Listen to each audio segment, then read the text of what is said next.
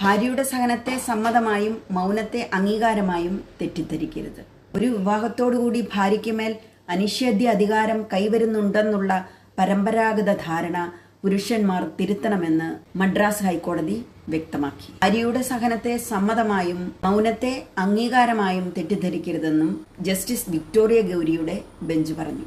സഹനം ഭാര്യയുടെ കടമയാണെന്ന് വിശ്വസിച്ച് അതനുസരിച്ച് കഴിഞ്ഞു പോകുന്ന പഴയ തലമുറയുടെ പ്രതിനിധിയായ 80 പിന്നിട്ട ഭർത്താവിന്റെ ഗാർഹിക പീഡന കേസിൽ കുറ്റവിമുക്തമാക്കിയ കീഴ്ക്കോടതിയുടെ വിധിയെ റദ്ദാക്കിക്കൊണ്ടാണ് ഹൈക്കോടതിയുടെ ഉത്തരവ്. ഒരുവളുടെ അളവില്ലാത്ത വേദനയാകാം ഒരുപക്ഷെ മൗനമായി മാറുന്നത്. പ്രതികരിച്ചിട്ട് ഒരു കാര്യമില്ല എന്നുള്ള ഇടങ്ങളിലും അവൾ മൗനം പാലിക്കാറുണ്ട്. അവൾ അനുഭവിക്കുന്ന വേദനയേക്കാൾ ഒരുപക്ഷെ അവൾ ബന്ധങ്ങൾക്കാവും വില കൽപ്പിക്കുന്നത്. അവളുടെ ഉള്ളിൻ്റെ ഉള്ളിൽ 1000 വട്ടം അവൾ അലറിക്കരയുന്നുണ്ടാകാം, ആരും കാണാതെ.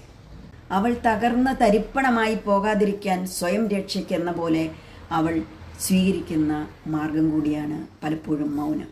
വിവാഹമെന്നത് പുരുഷന് അധികാരം നൽകുന്ന ഒരു കരാറേയല്ല. 2 ഹൃദയങ്ങൾ തമ്മിൽ പരസ്പരം ഒപ്പുവെച്ച സമത്വത്തിൻ്റെ വാഗ്ദാനമാണ് വിവാഹം.